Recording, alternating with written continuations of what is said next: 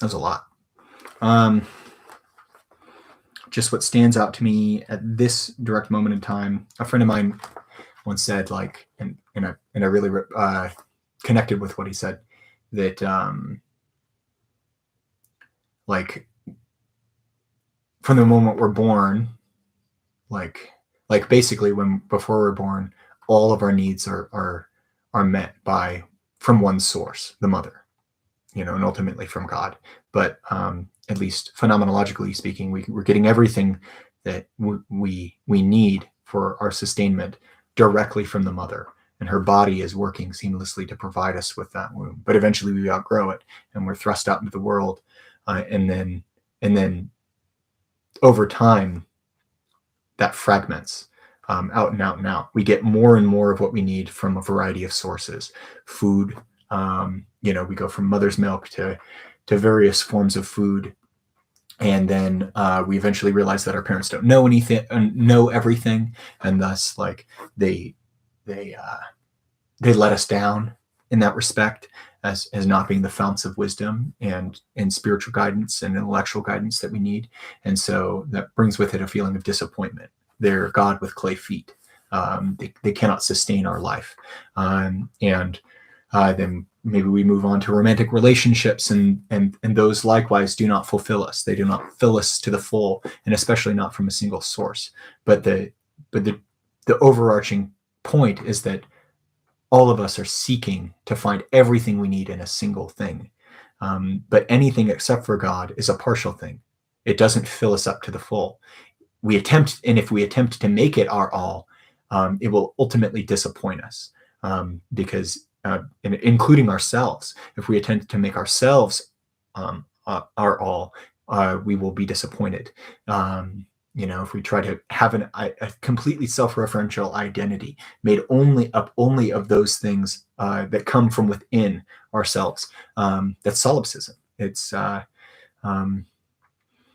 if we try to remove all the givens from our lives, all the things that we receive from others that constitute our identity, that is ultimately self-defeating and ends in death, because we're uniting ourselves to ourselves in a body that dies. And the same is true with a partner. If we try to make the romantic love partner our everything, our all, they're destined for death as well. And so we've united ourselves to something that is finite and faulty, and is good, but is good when seen in the context of what it is meant to be, rather than what we want to make it into. And thus, forming our lives or conforming our lives to any of these lesser goods and making out of them an idol that is the whole, leads to death. It leads to a kind of and the worst of this is when we unite ourselves to a passion, to something that is only good when it's seen in context under God, but especially the passions. If we make those our all, they will enslave us, they will enthrall us, and they will attempt to become everything in the field of our awareness. But eventually, ultimately they end in death, because a passion is fleeting. A passion is something that is here today and is gone tomorrow. And so I loved where he said, he kind of circled back around to it, but early on in the chapter, he talked about how Christ becomes that everything again to the saint. Becomes his true food and true drink. So he's eating Christ. He's learning from Christ. Christ is the way on which he walks. He's the life that he takes into his body and consumes. And he is the truth that is embodied in the life of the church. And one becomes a member of that body, and thus occupies a part within a whole that one always acknowledges is personal, not like a corporation is personal with a kind of assigned personality, but is itself the fount of personality, and you find yourself within it, and thus you have everything you need, and you're lacking for nothing. I find that very compelling, because it does satisfy that existential and metaphysical longing for finding everything you need in a single source. And that source being the highest thing that includes all things underneath of it, and places them where they belong, a task that I cannot accomplish. And I also like that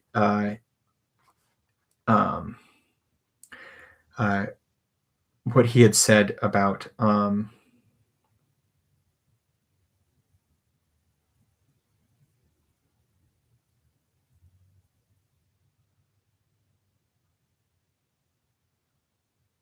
I lost my train of thought with respect to that, which means it was probably not important. Or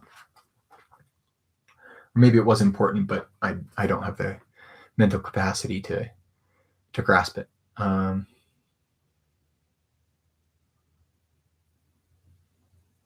There's something about the mimetic nature of seeing ourselves under Christ. Oh, that. So if we're doing it on that end, like Christ is becoming our all, then, and what he said about the person who unites himself to the passion is like it's like praising the tyrant or praising the vampire that is sucking his life away.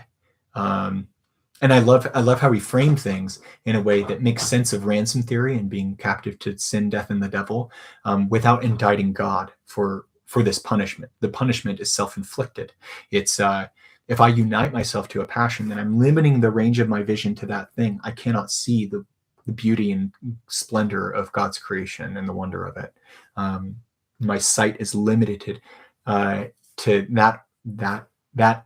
I've been initiated into a hermeneutical circle, connecting this back to the reading from the hymn of entry. I've been initiated into a hermeneutical circle that's a closed loop. It's an Ouroboros. It's a snaking and eating its own tail. And so thus, I become incapable of seeing the light of God's presence, as he also talked about in here. And thus, like, being in heaven wouldn't do me any good, to be in that blessed place, and thus to be stuck, to be trapped into basically a cycle of eating myself over and over and over again, or eating something that is always eaten and never consumed, but not in the way of Christ. Instead, always eaten and always consumed in a way that leads to death. Maybe that's a better way of thinking. Always eaten and always consumed, rather than always eaten and never consumed. And so, and that his metaphor of the tyrant, like of the slave to the tyrant, or the person enthralled by the tyrant, shares in the tyrant's suffering, and shares in that tyrant's punishment. Whereas one who is praising or sees his life bound up with that of the victor, shares in that victor's victory. That is a very human thing, and something very difficult for an individualistic culture to understand. Like, if you're a libertarian, and you think that we're all autonomous individuals, I mean, that's just not true of human nature. What's true of human nature is what he's written in here, which is that our life is perpetually bound up with things higher than ourselves or lower than ourselves that are either drawing us up or drawing us down. None of us is neutral. None of us is self-assured or self-grounded. We're all grounded in something outside of ourselves. And either that ground that we're standing on is a passion that is destined for death, or a storm-tossed sea, a kind of sea of chaos, or that ground is the victor, is Christ, the victor, who overcomes death by death, overcomes that sea of chaos through descending into chaos and bringing order and breaking it open and bringing up those who are held captive by it. I loved his metaphor, or his way of drawing that in connection with those people before Christ's victory that were bound in Hades, thus yet still awaiting the coming of the Messiah, right? That were awaiting the breaking open of hell, or of Hades, and that despise their bonds. If you're stuck in the Ouroboros and you're enthralled by the Ouroboros that is lust or wrath or pride, you don't despise your bond. You might despise yourself, but you don't despise your bond. You keep going back to your bond. you go back to the vampire, you love the vampire, but those who hate the vampire that is sucking their life away and is desirous of the king coming to break open the doors of Hades. That's a really beautiful image, and in being beautiful, seems true. But the idea that by virtue of having our attention oriented toward that which we attend to and see ourselves bound up with and are drawn toward also bestows something back upon us, that there's a reciprocal relationship between that which we attend to and that which confronts us with its beauty, that we participate in the beauty of the thing that we are presented with. Yeah, I think that's really beautiful. And that God, who is the victor in Christ, enables us to participate in his death and in his resurrection through baptism and confers onto us the benefits of that. I think that makes a lot of psychological sense of the way that human beings, that we all operate just instinctively. That even an atheist materialist, usually what happens is whoever explained God away becomes that person's God. So if you had a professor in college, like humans abhor a vacuum, a nothingness, and they fill that nothingness with whatever is highest to them. And whatever is highest is whatever explained away what was previously highest to you. And so you become enslaved to that person, their charism, their mode of being and manner of behavior. Back when I was in college, there was a group of people that basically were like, this professor wasn't an atheist, but he functionally was an atheist. At least from my perspective, I might be wrong on that, but I think he was, in part because of the effect that his, like, the way he taught and the way he carried himself had on the people who took his thoughts and attitudes seriously.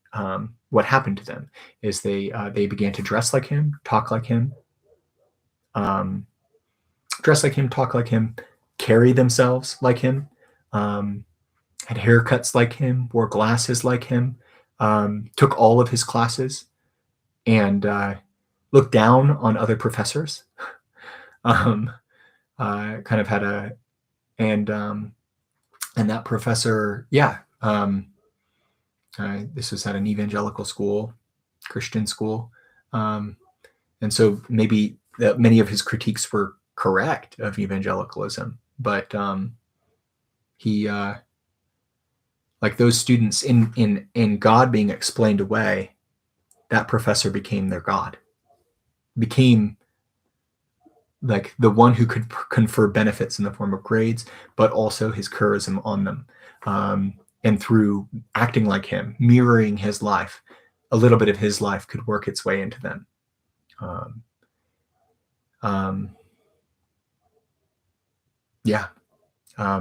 think that it's inevitable that people find something to mirror that brings that something to attach themselves to that's beyond themselves. I think Cabasilas is making a good argument for the only thing that truly can satisfy that longing for metaphysical coherence and for fullness of experience of getting everything you need from a single source is from within the church. Everything else is a shadow. But I think it's about all I have time for. I've got to go pick up my daughter. So